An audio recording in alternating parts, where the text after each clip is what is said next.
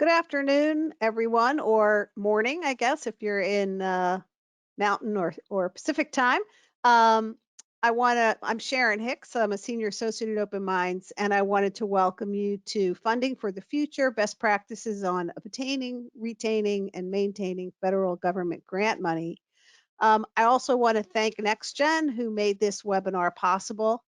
Um, and I wanted to say that this topic is one that is of great importance and will be even more importance as we move into the new world order of providing services where data and interoperability and data exchange and data analytics is going to become absolutely the cost of being able to do business in our industry. So with that, I just want to say that we are going to be taking some questions at the end. Feel free to write your questions into the chat box, and I will be back on later to help moderate the questions. And with that said, let me introduce Cherie Holmes-Henry, who's the Vice President, Government and Industry Affairs at NextGen Healthcare. I hope you enjoy the webinar. Thank you so much, Sharon. I'm happy to be with you today. As Sharon indicated, I'm over our government and industry affairs for NextGen, so that means I track legislation and regulations that affect our industry, and obviously all things behavioral health are our key area and initiative that we take a look at. So want to give you some overview of some recent both legislation and promulgated regulations that passed that will guide us towards some new funding for much needed help in the growth of mental health and behavioral health needs, especially during the pandemic. So obviously, all things, supply and demand, the demand and supply shortages are creating a need for investment in overall delivery of care because of the increase in demand for care. So the demand for behavioral health services has grown rapidly and is further accelerating due to COVID-19. It's really destabilized a component of the population, and it's affected issues around workforce and health concerns among employers.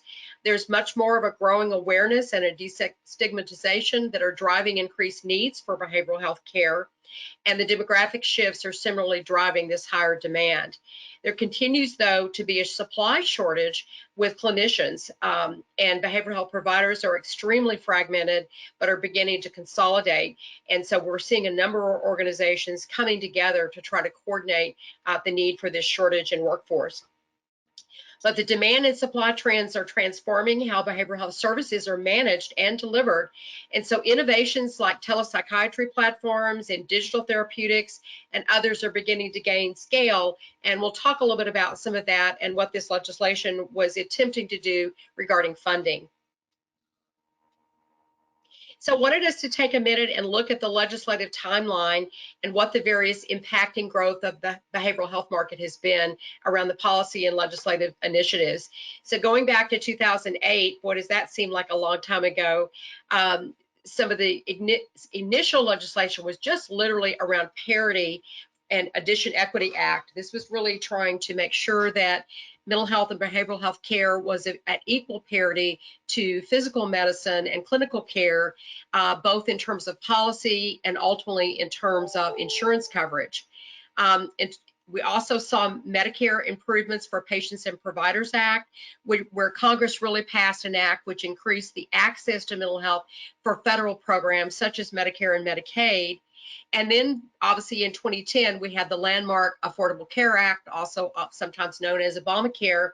And that's where this allowed for organizations to support children that are age 18 and up to 28 to stay on their parents' coverage, to expand the actual coverage of care for those individuals that would often be uninsured, and also the ability to include in the essential benefit plans behavioral health services that had heretofore either been options or extra and not covered by most major employer insurance groups.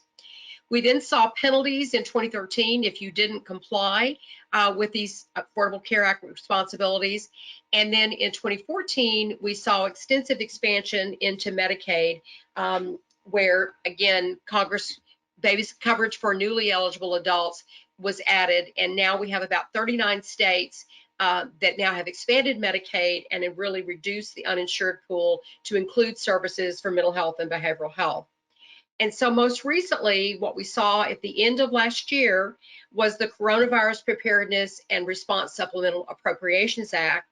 And Congress took action under several funding initiatives around budget reconciliation to look at how Medicare could pay for telehealth nationally under the public health emergency, removing some of the obstacles that didn't allow for reimbursement under Medicare for telehealth, and these new billing codes that were issued again under the PHE. So the investment in community mental health centers through SAMHSA, the federal agency under Health and Human Services that addresses the needs of behavioral health, oversaw that in December of 2020, as we previously said, this Consolidated Appropriations Act of 2021 and the Coronavirus Response and Relief Supplement Act of 2021 does not roll off your tongue. Those pieces of legislation were passed by Congress, and at the end of the budget COVID-19 relief bill, and then the actual regulations and the details regarding the legislation and funding were announced in April of 2021 this year. So SAMHSA announced that $825 million in supplemental funding awards to 231 community mental health centers. And we're really beginning to look at that, and we'll talk about what the impacts are of that funding for those groups on our discussion today. So this funding is intended to expand access to mental health and behavioral health support. And always, as with these funding programs, come stipulations or requirements, and SAMHSA has specific requirements on how you actually can receive those funds. Initially, you have to develop a behavioral health disparities impact statement and a quality improvement plan. Every grantee must establish, strengthen, and/or sustain the infrastructure necessary to provide audio and audio-visual HIPAA compliant, and the key term there is HIPAA compliant, telehealth capabilities. Need to be able to meet the privacy and security requirements of that technology.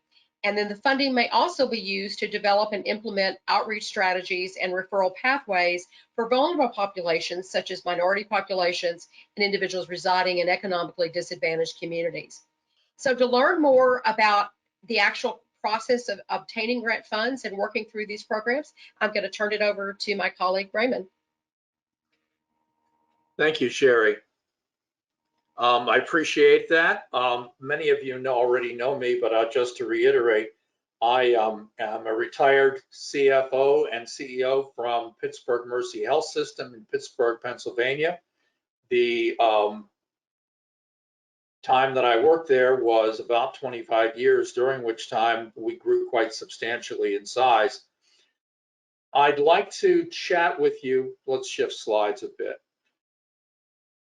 I'm perfectly aware that most of the folks on this call have been managing grants and grant opportunities for a long time. But I think there are some things that are unique to federal grant making that make it important for us to stop and sort of rethink the cultures and the attitudes and the skill sets of our finance people and our readiness to begin to move into this area. I think it's critically important at this point, given the direction that funding appears to be moving, that we be more ready for federal opportunities than ever before.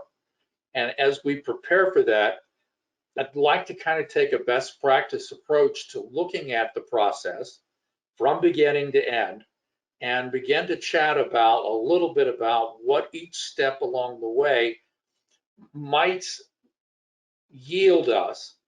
And I'd like for folks to kind of look at and take a self-assessment in each step of where they are and what of the best practices we're talking about might be addition.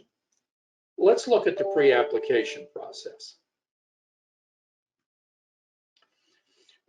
I think it's critical whenever we're preparing a grant to put ourselves in the shoes of the payer and look to what their needs are. When we see the 231 organizations that have received funding this year, they responded to SAMHSA needs that broke down into 4 areas. One is telehealth capabilities and access. not just telehealth access, but in general access to services within their communities. Secondly, continuous quality improvement. There's a specific requirement in most grants now coming from the federal government that the organization must have a quality system that stresses continuous quality improvement, and that quality program should have an annual plan. There is a new element in regard to disparities, and reduction in disparities in treatment is becoming a new theme because all of us saw the unfair ways in which COVID-19 portrayed the various difficulties that each of us had in our areas and the various disparities that we had in the way healthcare was portrayed and available to those in need.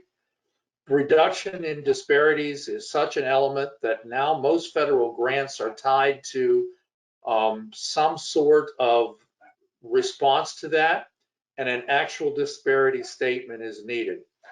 Some of the staff at Open Minds have done a great job on this in terms of preparing us for this process. And there's a link that will be shared at the end of this presentation that moves to a white paper that it has specific information about how you can review the problems in your community from a very data-driven way and how you can build your own disparity statement. Finally, and again, it's a re-emphasis of the access point, the CCBHC grants, which continue and grow, are beginning to stress physical health integration. And those and some state activities, particularly, I'm aware of the state of Pennsylvania, which is creating a special class of community mental health center for integrated care. Those kinds of activities, I think, will continue as access becomes and remains difficult and disparities become more of a focus. So if we look to these four needs, I think we'll understand better how to apply for a grant and how to build information that moves us in this direction. Because I do so much work in strategic planning, I think that this really is the basis of where we go strategically. We need to consider as we look at these elements how they fit into our own area. We know that there will be federal grants available for this process. So as we move into this new era, a new strategic plan that aligns us better with the federal elements will probably be locally meaningful, because I believe the elements that they're showing are very well aligned in terms of beginning to get us more coordinated with other healthcare. If in fact you're looking beyond health and human service, potentially at housing or education or other governmental entities, I think it's important to do this kind of review of what they're asking as well, and to begin to see what systems are being addressed, what problem and pain points are being looked at in terms of grant applications. Being on this same page with them significantly increases our ability to have multiple grants from the federal government in our system. The first thing I would do if I were kind of looking at reorganizing finances, I would ask the question, who's really responsible to keep up with the needs of the federal government and those specific directions and items that will be very, very important going forward. It may be that you can do it with one person. I'm certainly not suggesting a full-time body, but I am suggesting that each of 5 key functional needs be addressed by someone who is personally accountable for making sure that they are on top of things and are able to manage that grant process effectively. The first is specifically that I think there's a need for a federal liaison. And that key organizational leader should be responsible as the authorized organizational representative to speak to anyone in authority in the Department of Health and Human Services or in any of the grant-making entities about what's happening within their process. This person actually has to be, during the registration process, specifically noted and listed. And as such, I think it's important that we have one person, that the various local liaisons for each department can begin to work with and know and develop networking relationships. Internally, there's a lot of networking that needs to be done. Many of our organizations are still very isolated, and compliance leaders and fiscal leaders and clinical leaders don't often align around quality and data gathering in ways that make sense or that allow us to really coordinate our efforts moving forward. So we need to find ways for this new person, this new organizational leader, to begin to have conversations with the entirety of that group. To get a grant, you have to know the grant is available. So the third element in this is very clearly just monitoring. I've listed websites there that I think are important to look at: GrantsWatch, candid.org, and actually grants.gov are excellent places where the announcement of grant opportunities are known. Everyone who's tried a federal grant opportunity in the last several years has come back to the point that they at some point in the process will say, I wish I had more time. The ability to know that something's available 1 day or 2 days earlier probably makes sense. So a bi-weekly or a monthly review of the funding streams to make sure you know what's out there, because I suspect there's going to be substantial new activity in this area. That makes sense. The job of actual grant writing is key and important, and the development of the written materials, even if this is done by a contract person, is an essential functional need that we have to address. Finally, staff training. There are specific compliance issues that are federally generated. There are needs that we have to pass on to our HR departments and to our clinical departments about the requirements of these federal grants, and staff training in this area about what the requirements are for a federal grant, again, ought to be assigned to a single person. So in that mix, there are a series of needs that we begin to address specifically for the improvement of our grant making process.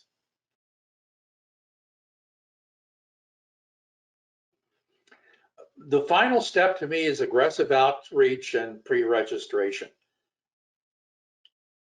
Periodic review and monitoring of new grant opportunities is important, and it's only really the first step of aggressive outreach. I'm listing here one that might surprise you: outreach and networking with local funders.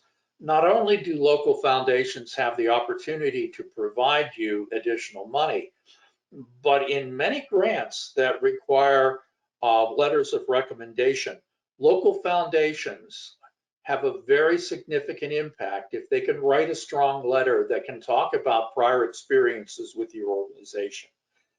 The actual experience of going through that process with a local foundation is often very helpful in the process of looking at the federal government. In the course of developing this, I found a very interesting executive order as well. 12,372 is the actual number of the executive order, but it allows people in federal government to discuss grants and potential grant applicants with local state officials.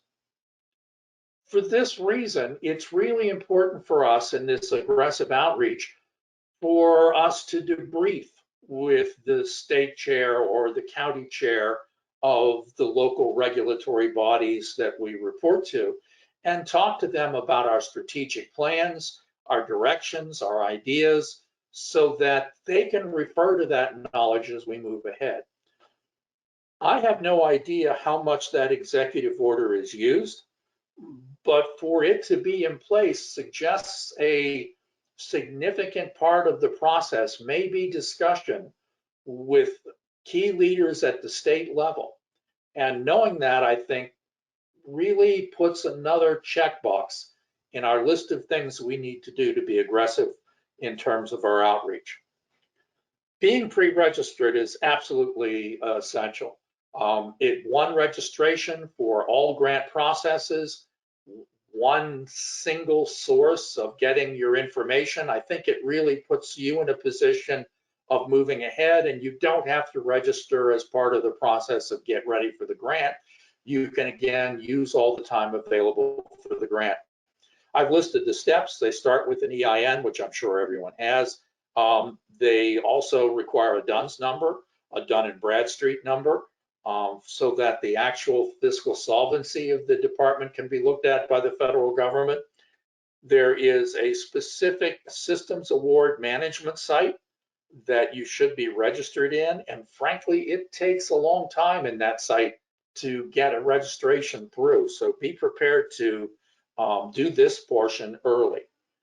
Finally, there's a notarized letter from the organization listing authorized leaders and committing to the fact that this process is being done by the correct and legitimate body, and that the government has the names of the key leaders.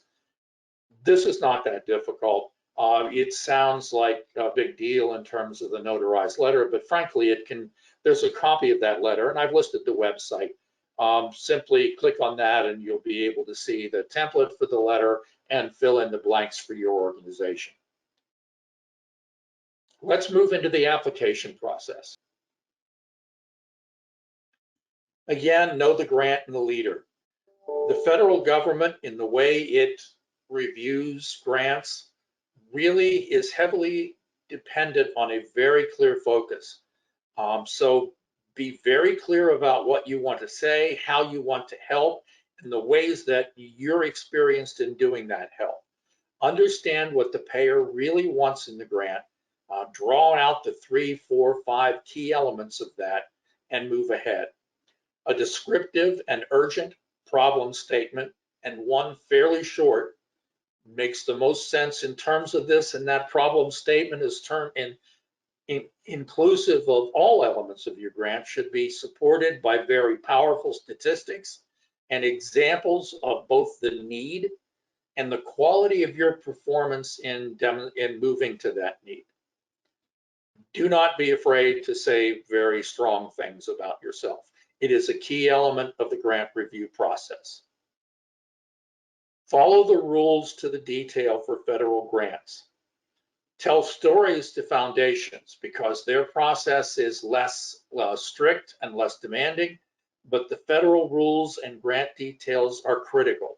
So know them in depth and in detail and be ready to move ahead in the drafting, knowing that exactly what you need.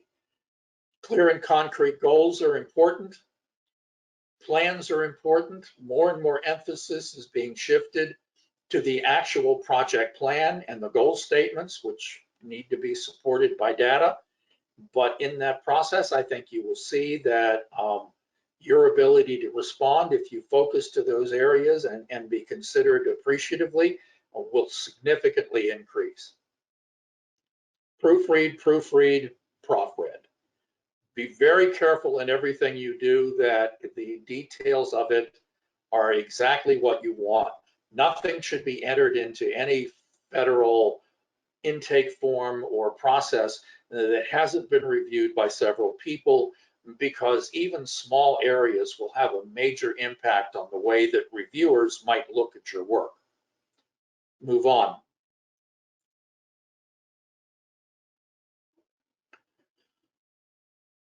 The good news is about federal grants is there's really a very limited number of forms that are used, and those forms tend to, even when you use multiple ones, tend to come back to the same detail. Be very, very careful about word count, however. Avoid acronyms and jargon, of course, but word count matters. Make your sentences short and powerful, edit for succinct sentences, eliminate every word you can. It is considered a fault in a federal grant process to change your font size from what is prescribed in the detail of the grant in order to get larger content into the grant application. You could be eliminated for something as simple as moving from a 12-point to a 14-point, 10-point font.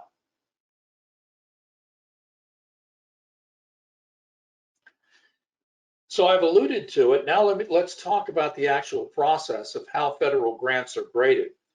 And it actually moves through 3 or 4 steps. And the first step, is it complete? Is it detailed? Is it accurate? Is everything done that was said to be done? Does it have the correct pages and fonts? Were all the questions answered? Are the details in place on the plan or the goal statements? Does everything fit in the required size of the screens that you're looking at? If those elements aren't met, you won't get to an objective review process.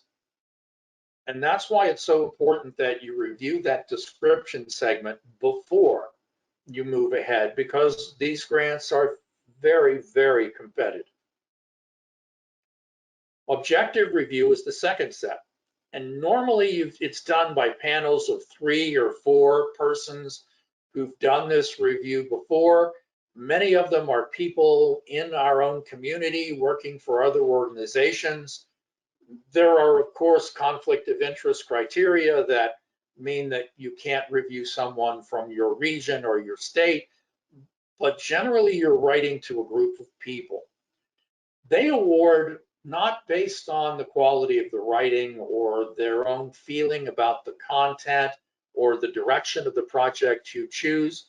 They are given a very specific guiding set of principles that award elements by point. If so many points for a goal statement that mentions this, so many points if it includes a telehealth solution. That kind of structure is how they review, so that everything reaches the level of having a final point total.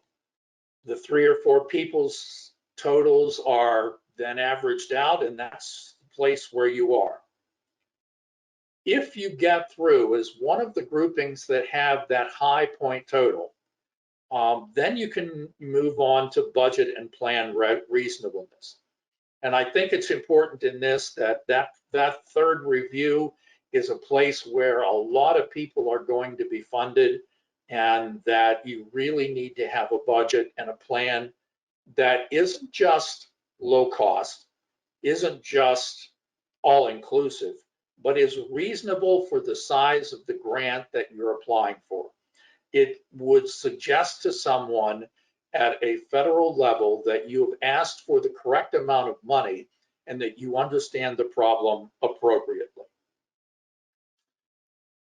Please note that that objective review is one of the reasons I suggest keeping sentences as succinct as possible, not just to make sure that you have done things at the proper size to get through that first review, but in that second review that you've gotten the correct number of magic words into the grant proposal on its own. Outcomes from federal grants tend to come through as multiple tiered. If you didn't make phase 1, you're likely to get a letter that simply says that thank you for your information and award, but we did not decide to award your grant.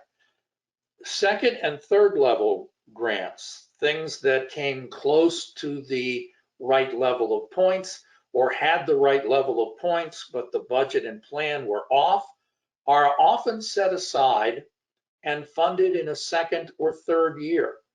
So simply not getting the grant in the year you apply for doesn't necessarily mean you won't get it. It does mean, I think, that you've reached a place where your grant is well written and you have attracted significant attention to be awarded a grant in a potential future year. So you may get a letter that says, not this year, but we're keeping your grant on file, or you will be subject to further consideration for future grants, or we were impressed with your grant proposal and da da da da da da. So watch out for those, because they mean that you've reached a step where you could potentially be looking at grant processes going forward.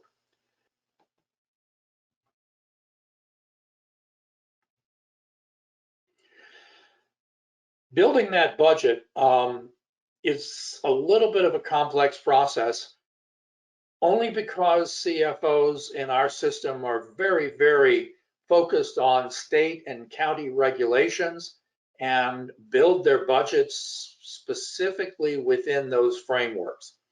And the federal framework is somewhat unique and very different in certain places than what you might be experiencing at the state level. So walking through that, I would look to A122, the budget circular, available online and in multiple places, and understand all the details of what it includes. The first element that you need to look at is what is eligible and what is ineligible. Lobbying, fundraising, items like that are ineligible, but there might be something in that criteria that would surprise you. A122 is a universal document, so it really would apply across multiple grants if you would learn that process. Indirect costs are permissible, and the method of allocation is often flexible. Indirect costs don't mean the same thing to the federal government that it means to many of us who have done costing systems or have had a good costing program in college and understand how that process works. An indirect cost is anything that can't be 100% tied to the program. So if you bought paper supplies and you divided it among two programs, that's an indirect cost. If you have a manager that supervises two areas plus an area of federal grant, that's an indirect cost. Or a staff person that works in two departments, that's an indirect cost. And those methods of allocation become really important processes for us to assure that we're getting all of those costs in place. Obviously, benefits, even benefits for direct care workers, are indirect costs because none of us, or very few of us, move through the process of having our grants, our actual bill from the health insurance vendor broken down person by person and allocated directly to the individual. So you may end up with two sets of books. One that shows those indirect costs in the way that the county and the state like, and the second which uses the methods for allocation that the federal government prefers. You will be allowed to put in an administrative cost in your group, in your grant. It is limited to 10% as a standard unless you have a pre-approved rate. I wouldn't worry about that on your first grant submission or your first grant approval. But if it looks like you're moving into an area where 2 or 3 federal grants or renewals of grants are possible, there is a methodology for getting a specific administrative rate designated for your company, and you ought to review that. Revenues are managed as offsets in most grants, the traditional methodologies that all of us are used to would apply. But be sure in making those applications that they are shown at net and not gross. One of the biggest issues that you may run into, particularly if you're looking for a new program that involves physicians, is there's a salary limit to what you can ask for in the grant. And that salary is $197,300 for the year 2021. That changes on an annual basis, but it's targeted to an amount for a certain level of federal employee. And as a result of that, the department believes that that makes sense overall. 197.3 won't buy you a doctor. In many states and in many municipalities that are where doctor services are so urgently required. And even with a doctor, you have to offset revenue completely. So you can't say, for example, that I'm paying my doctor $210,000, and because of that, I'm not going to offset the revenue against that completely because I'm already eating a certain percentage of that.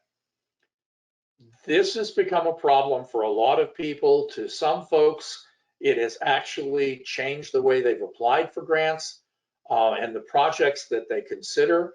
I think that given the ways that you use your allocation tables and your administration, you can often make up for the losses in this area with money from other areas that really isn't new cost.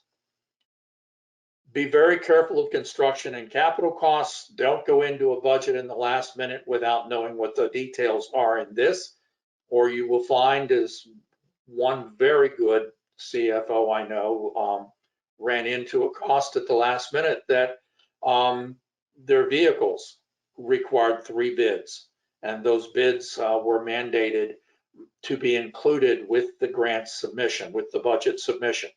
So understand how much you can ask for in terms of construction and the limitations on it, and what capital costs are permissible and what you have to do to prove that cost is appropriate. Finally, time studies can be required and should be required for any staff that you allocate by percentage. It is insufficient to simply say that it looks this way or that way.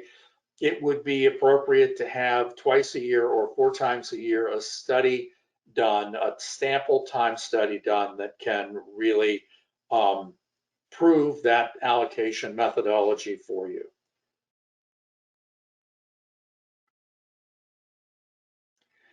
As I mentioned, budget expenses liberally and revenue conservatively, because that's a methodology that allows you more flexibility if costs become higher than you need. A122 provides for both simple and multiple methodologies for indirects. So feel free to play some games. What if I use square footage? How does that shift the money? What if I use FTE count? How does that shift the money? While A122 provides some very specific criteria for certain kinds of activities, it allows you to be flexible with others if it is an approved methodology or one that has been approved by your board. So developing a specific board policy for approval that allows you to allocate indirects according to a certain percentage methodology often can be helpful and can shift money towards the grant and that is already being spent in other areas. Again, reasonableness is a saw that cuts both ways. It is not essential for you to have the cheapest grant that has been provided. It is really important that the budget be reasonable to do the best quality project for the best value.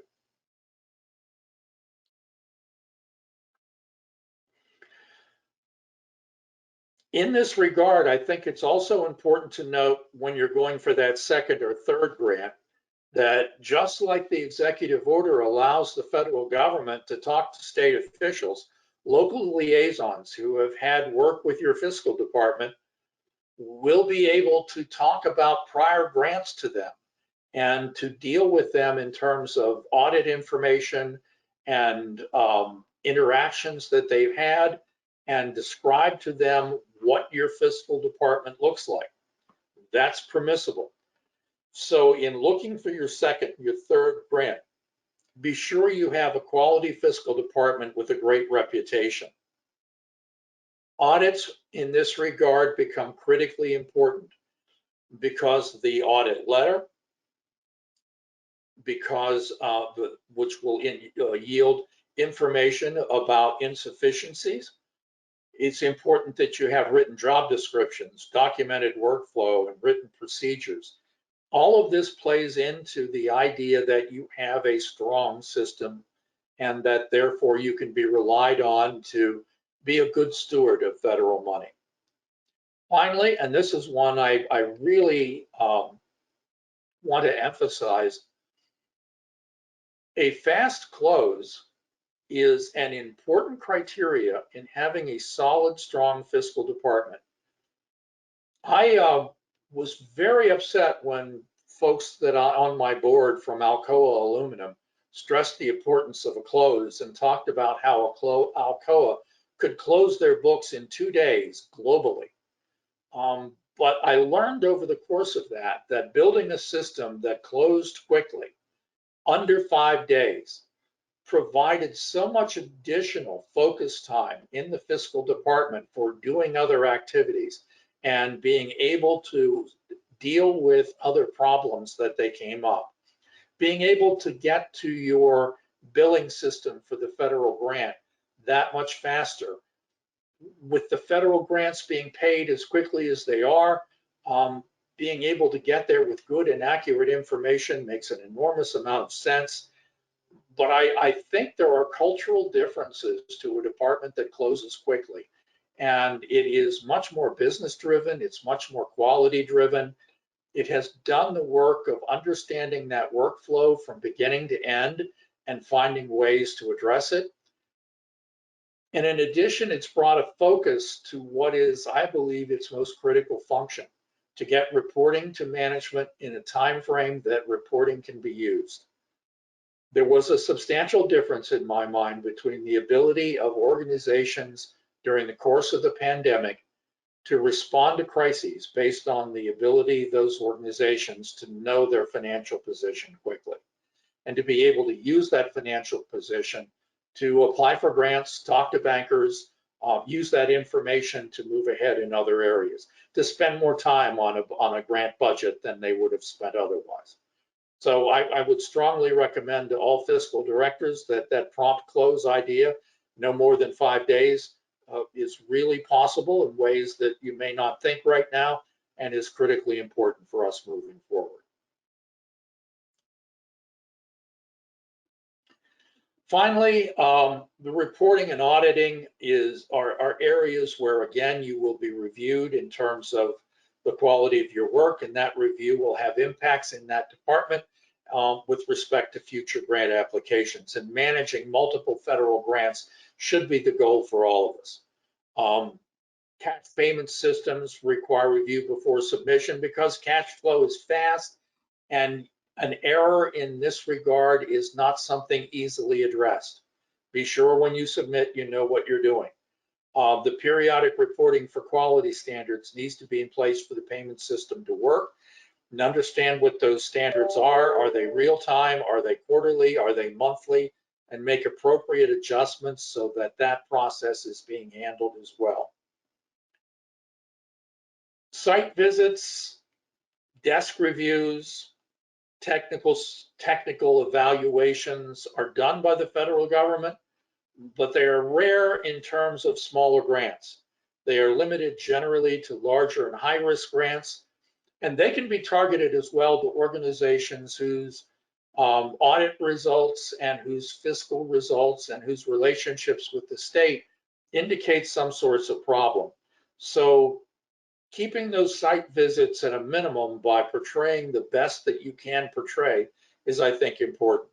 Your finance directors will know about the Single Audit Act and the requirements of that add several pages of compliance and some new schedules to your audit. This is for folks earning a large amount of money under the federal government grant process or receiving federal funds. But for most of you, I would guess that already we are already in an area where the audit, the Single Audit Act applies. Cherie, perhaps at this point, Sharon, we can find out if there have been any questions that have been asked and respond to those. Yes, we do actually have some questions. Before we do those, I would like to again thank NextGen so much for sponsoring this.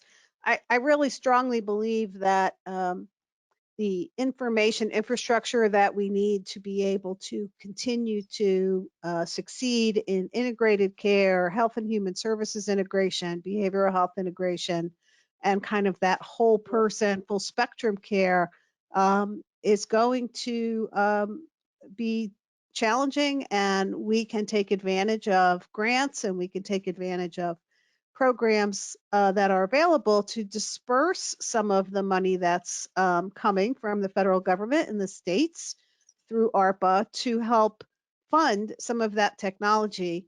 And I think Ray's helpful hints about not leaving money on the table are really mission critical.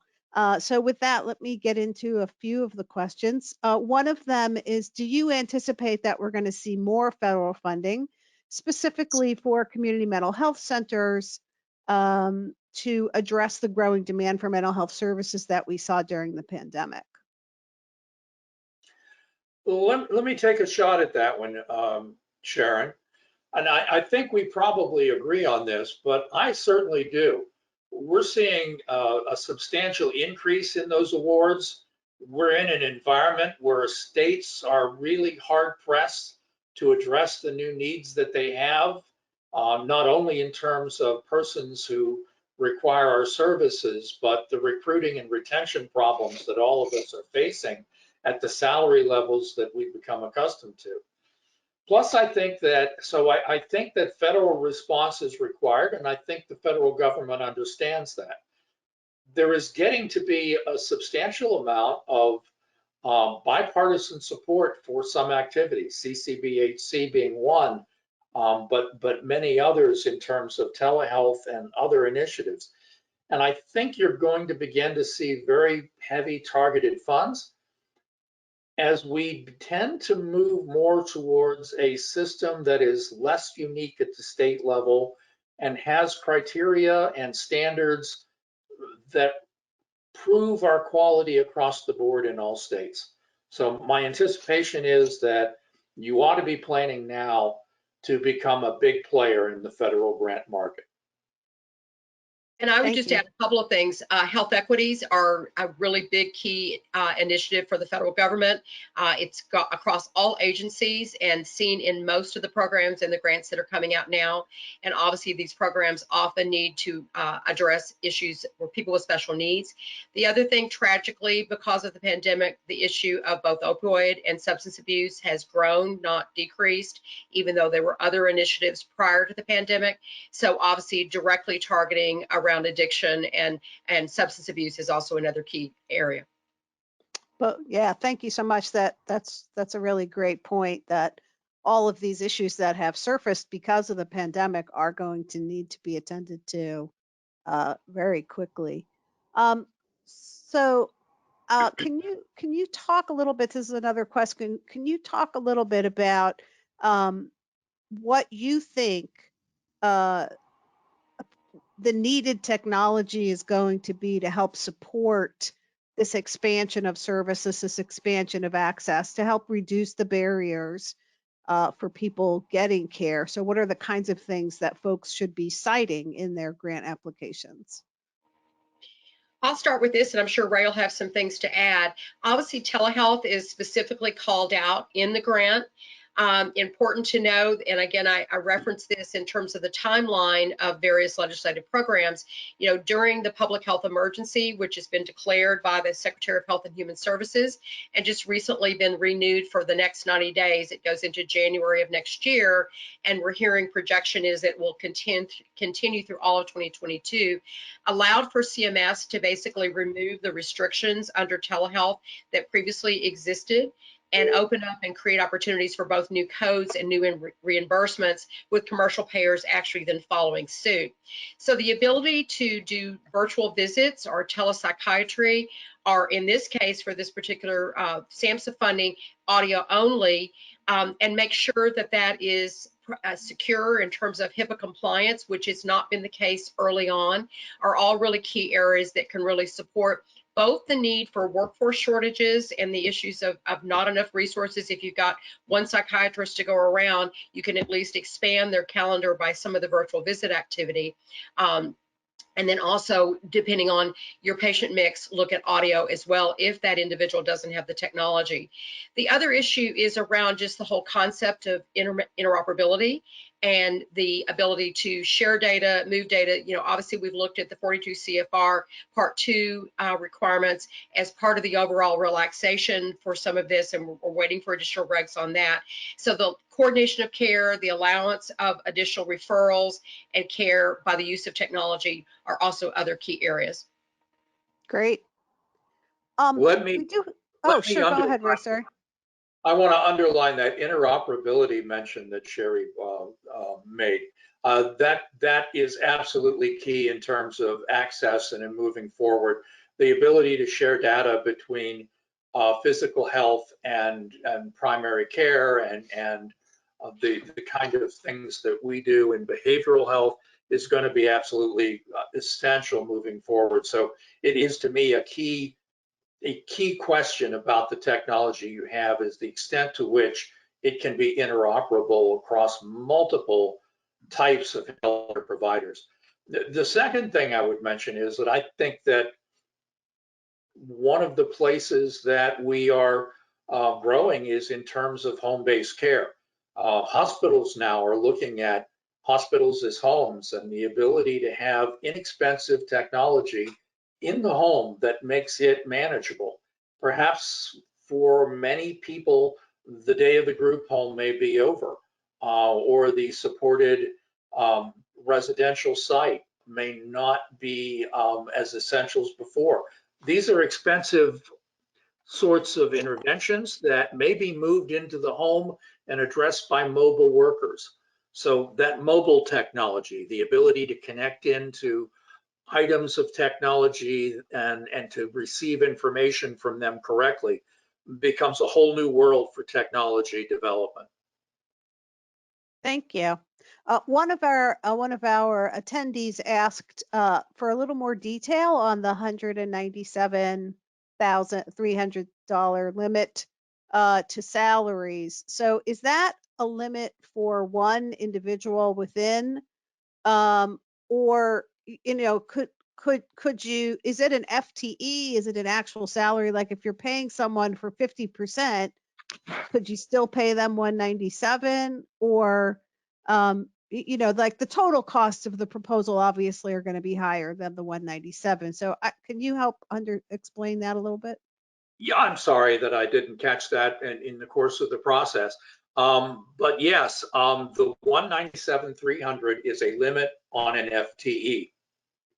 You can have as many FTEs in the grant as you believe you would need to address the project that you're proposing, but none of them can exceed a payment by the government of more than 197,300.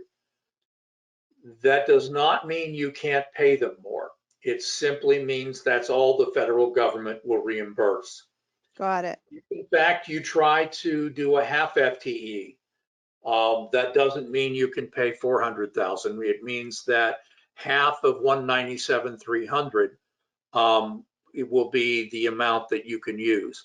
You have to apply that percentage to the dollar amount that you have in that process. So it's Thank you.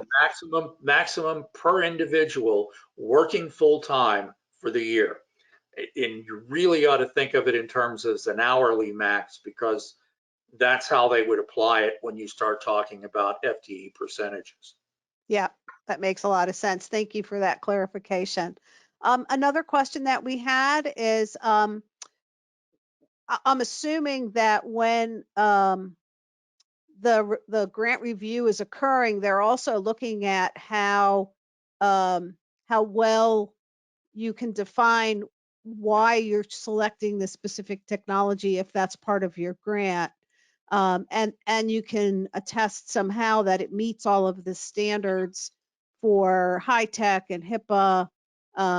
So how can the person who's thinking about using these funds to purchase software, how can they ensure that something like, let's say, telehealth video conferencing actually meets all of the various requirements on the privacy and security side? Well, obviously, part of your arrangement and how you're licensing those tools with your vendor, you'll want to have some specific privacy and security language in any kind of contract or agreement. And you'll want to verify that through your selection process or any of your product evaluation. It also is really important to know, not only do you need to make sure that the technology supports the requirements, but that you then have attendant policies and procedures within your organization in place, in part of how you then manage that privacy or that additional security. And so documentation is involved as well. It's important that, especially when telehealth first started and at the beginning of the pandemic, it was really kind of the wild, wild west. There were a lot of new tools that were emerging from the market that were inexpensive or were even freeware that were not HIPAA compliant. And the reason that the federal government initially didn't require it is that the need and the demand, because visits had all shut down, was so imminent that they really opened up the market. Subsequent, a lot of those organizations have gone back and retooled their products, added additional privacy and security, and things that really made them compliant. But again, doing your due diligence and getting your documentation and getting it in your contract for your license agreement, and then creating policies and procedures would get you there. Great, thank you. I had a question myself, actually. If you're writing a grant to augment, let's say, technology that helps you outreach to underserved communities, or technology that actually helps you provide services, um, what are the rules around your continuing to use that post the grant? In other words, does the expense have to be specific to the grant, or is it something that you can then use to augment your organization's capability even after the grant ends? Ray, I'll defer to you on that. Actually, in that regard, you can continue the use of it ongoing after the grant is done. You simply do not receive additional funding to pay for those expenses. And that leads to a whole new area of discussion around sustainability. How can you do this in a way that not only gets you the startup money you need to proceed, but moves in a direction that allows you to continue it for years after? If you're going to incur additional expenses, are they going to be sustainable through traditional insurance billing, or county funds or state funds, or would foundations step in? Would you be able to get a value-based improvement that would help you with a contract?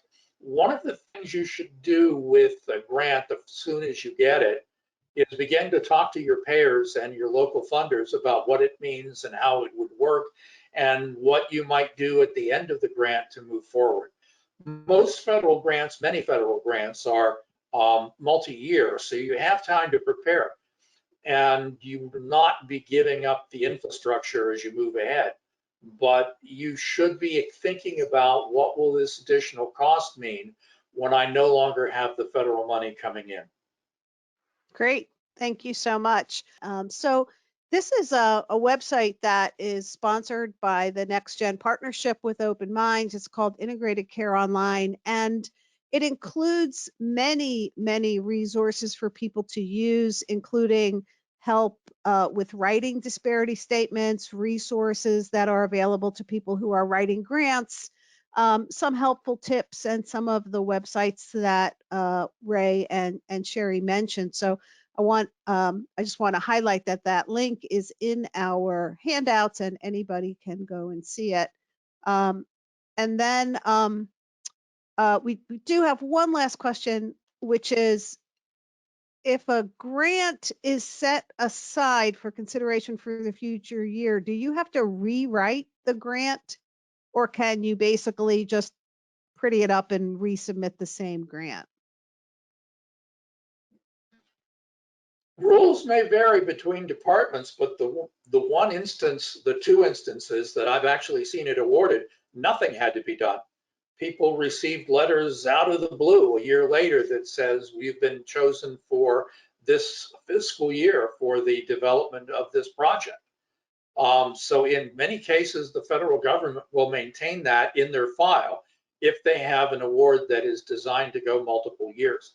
You really don't need to do much of anything. And that's what I've been accustomed to. Again, that's where you check the details of each grant to make sure you understand the process. But if nothing is written, you might be able to just assume that you're already submitted and being considered.